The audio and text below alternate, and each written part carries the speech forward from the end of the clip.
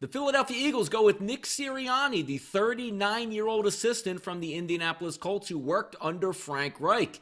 That leaves one position left in coaching to be filled. That's with the Houston Texans. What an interesting week we're going to have ahead. Listen in now to your Pub Sports Radio hot topic of the day.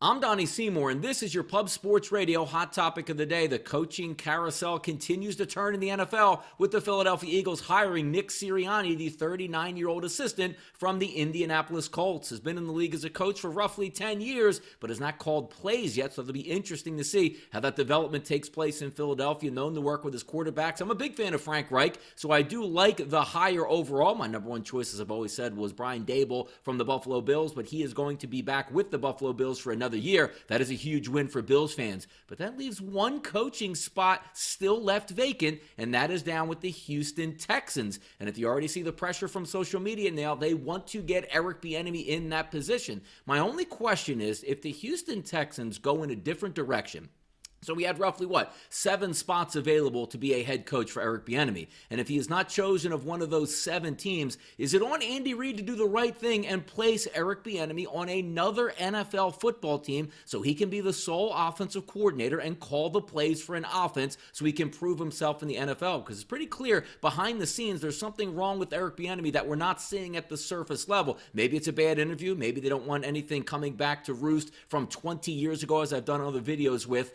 that Eric Bieniemy had some run-ins in college. But the simple issue is, I always like to relate it to things that we've seen in the past. Now, it might not be a direct relation, but in the late 1980s here in the city of Philadelphia, Buddy Ryan was the head football coach. Chris Carter was an incredible wide receiver for the Eagles, but his life was not going in the right direction off the field. Buddy Ryan cut Chris Carter, who then ends up in Minnesota, has a Hall of Fame career and turned his life around. Sometimes you have to place guys in different situations for them to succeed. Or maybe Eric Bieniemy should just stay in Kansas City. As long as Andy Reid's the head coach, he will be the offensive coordinator, make millions of dollars, be loved by the fans, pile up some rings, and then maybe when Andy Reid is done, he can take over as head coach of the Kansas City Chiefs. It looks like a similar type of experience that's taking place with the New England Patriots with Bill Belichick and also with Josh McDaniels. But it's just an interesting thing to look at. One head coaching job left. Everybody in the offseason or throughout the offseason and during the season expected Eric Bieniemy to get a job. If he does not get a job, it's up to Andy Reid to do the right thing. Force him out of Kansas City, place him with another team. Somebody would be more than happy to take Eric Bieniemy as an offensive coordinator, have him prove himself, do a great job on offense, call the plays, and I guarantee you in 1 year, Eric Bieniemy will be a head coach in the NFL. So push him out there, Andy, just like a little bird with wings out there,